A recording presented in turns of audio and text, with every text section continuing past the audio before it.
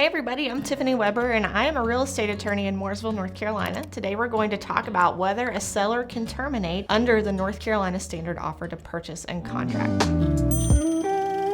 Of course, because we're in North Carolina, this assumes that you're using a North Carolina contract, and not only that, but the specific North Carolina Standard Offer to Purchase, the most recent version. If you're not using that contract, then this video is not going to apply to you. You should send that contract to an attorney in your state so that you can get some advice on what those provisions mean. In North Carolina, the Standard Offer to Purchase only gives the seller a very narrow way to terminate that contract.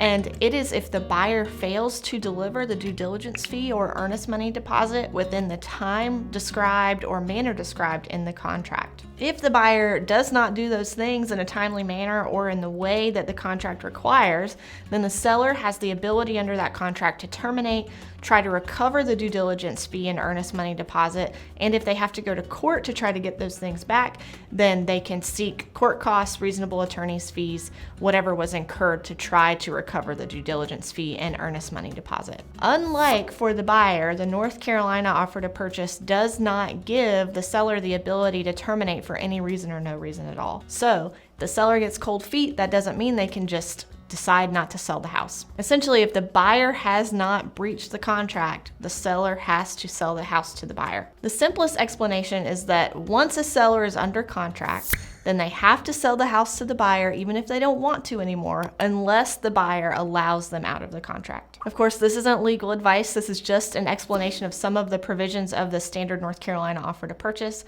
You should always talk to an attorney about your specific situation because the contract has lots of remedies and lots of provisions that will likely affect your situation. I want to remember my last outro because I liked it. Yes, okay. Again, I'm Tiffany Weber. I'm a real estate attorney in Mooresville, North Carolina.